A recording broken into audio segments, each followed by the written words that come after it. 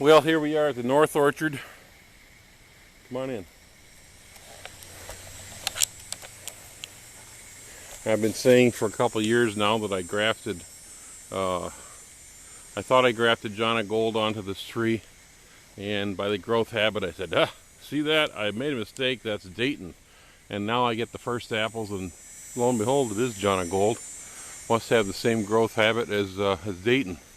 I wasn't sure about that because my John of Gold, now this I'm 6'4", and I can just reach, that's 8 foot up.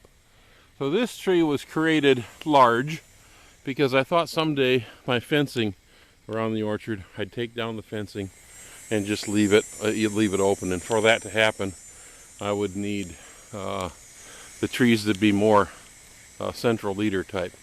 Now I'm not so sure I want that. It's just hard to pick these things without bruising the apples. Here's I call this my show tree. It's right next to the road.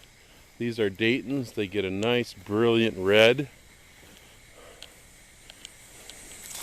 Here's my customizing apple this year.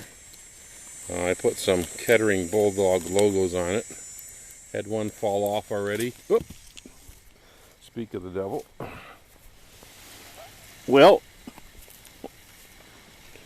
no time like the present to check it out.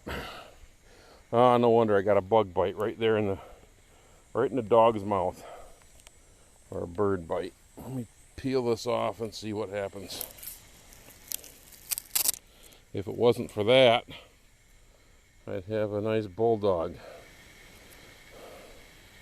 That bird sure know how to pick the wrong, right through the paper and everything. Yeah. Well, that'll be an eater apple. Anyway, as I was saying, the Dayton apples get just a really dark red. And when they get this dark red, nice thing about it is you can't see the sooty blotch on it. And when they get this dark red, they start falling off pretty easy. Now they're only a week or two from the first picking. And the first picking, I'll take off the most red ones, largest ones, and some of the smaller ones are those that are underneath, not getting the sun as much. I'll leave those to ripen a little bit farther.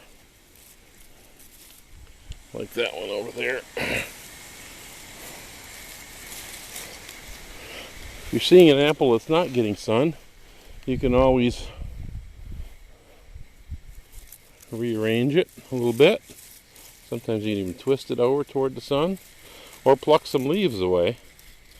It needs sunlight, and then it needs cool nights. We've had a few cool nights, and we'll get more. Now it can get some sunlight, that'll redden up. The Japanese will take reflective panels and put them under the tree to reflect the sunlight back up underneath the tree to give a perfect apple. I have on my pear tree, this is an Orchis pear, there is up at the top one lonely pear. One lonely pear at the top. So anyway, there's the Dayton tree and some of my customized apples here. Some friends at work.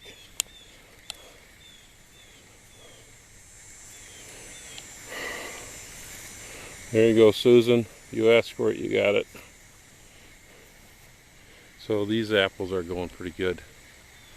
Some apple trees you can thin a lot. They still, unless you thin them extremely well, they still have small apples. If you thin a Dayton, at least moderately, it will have big apples. If you don't thin it, it will have small ones. Some trees like a Spy Gold, if you don't thin it at all, it'll have big apples. They won't taste as good if you have too many of them. At least that's in my limited years of growing them, that's what I've found. Years that I didn't thin them, they had a lot of apples, they were still big, but they didn't taste that good that year. Although apples do they do change a little bit from year to year. This is a Liberty tree over here. A young tree. It's got about twice as many apples as it did last year. But it's going pretty good.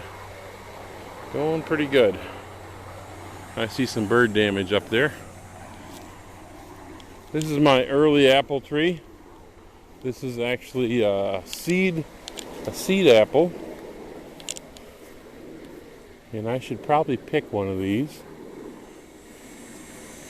to try it out. It's not a real red apple. You know what? I'll pick this one right here since it's got a bug bite on it anyway. Okay, first taste test. Let's make sure I know what this is. Yep, Northwoods Early. This came from a tree. This is a tree up north. This is frost damage. That little frosting there. Okay, this was, let me get a good grip on this. Northwoods apple. I call it Northwoods apple. It's a sweet apple. It's mild. Let me try it. See how it shines up first. Yeah, look at it. See myself in it. It's got a little bit of pucker to it. Not quite ripe. Interesting. I thought that'd be ripe by now. All I can do is bite into the seeds. Check the seeds. They should be black. Aha. White seeds. Not ripe yet. To the deer. So I thought that one got ripe in early September. Well, this one isn't. Of course, this tree isn't getting as much sunlight as the tree that I took it from. The tree that I took it from was, I picked it in mid-September, and I thought, wow, this is a good apple for a seedling apple tree. Over here we have a McCowan. I could not pull these branches down with any reasonable amount of effort. But apples are doing that just what I needed it to do. So I didn't thin these, couldn't really, they were up too high. They're now at about 7.5 feet. And they're bending this tree over the way I needed it. These are McCowans. A little close together. You see a McCowan, really short stems. And they all sometimes push themselves right off the tree. And they have varying sizes. This size, and then the other ones, some of the bigger ones, are twice that size. So if you don't thin them, they will get smaller. As this group shows, you know, they're about half the size maybe of what they could be if thinned a lot. So this is a modified central leader. I took the leader off right there this past winter. And now it's opening up a little bit. I need these limbs here to mature a little bit and open up. And then I'll have this thing basically a flat top from about 8 or 8.5 feet up. Hopefully all these limbs up here next year will produce. There's a little more on the north side this year in the south. Hopefully all those will produce next year and bend over. Now, what I call a modified central leader tree is one that the deer can't destroy. The limbs start at head high and they'll grow up a little bit and bend down. They'll bend down within reach. Their tips within reach of the deer, but they can't destroy the tree by munching on the tips.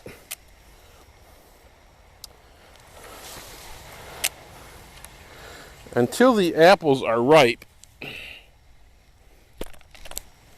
we go. Until the apples are ripe, the deer prefer the leaves and the buds to the apples themselves. They know apple's not ripe, it's not as good to eat, they'll wait. Unless, of course, it's real dry and they need some liquids. But follow nature. Don't eat your apples until they're ripe. Even the deer know better. They'd rather eat bark than a sour apple. Every apple that I'm aware of, and I'm aware of about 40 of them, every apple variety I'm aware of will drop a few apples early on before they're ripe. So there's no use picking apple off the tree. Wait till they start to drop. Pick one up, bite into it heavily. Look at the seeds. The seeds should be, boy, those seeds are small. This one was not pollinated correctly. Those seeds are too small. They're flat.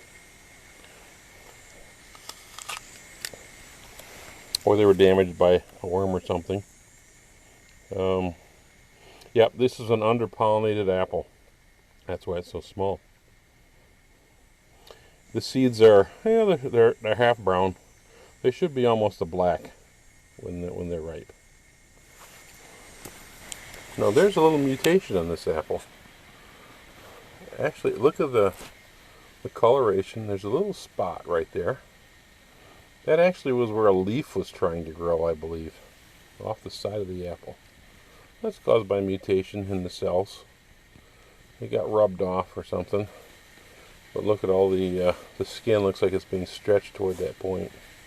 I believe that's where it looks like a,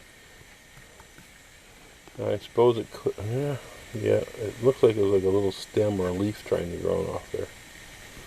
Very interesting.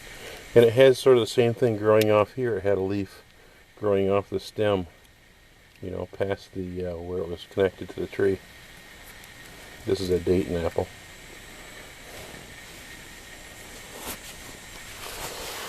You can eat an apple that's not quite ripe. Won't hurt you. Doesn't have as much sugar content. And I tell you, when you bite into an apple, I used to think to myself, how do you know when an apple's ripe? I mean, it's red. It should be ripe. No. How do you know when an apple is ripe? Not by the color. You bite into it. Okay? If it doesn't say to your mouth, wow, then the apple's not ripe. You pick it from the store, you bite into it and you go, it's okay, but not really great. It's not ripe. That's why. Go to a farm, get some farm ripe apples. It's worth it.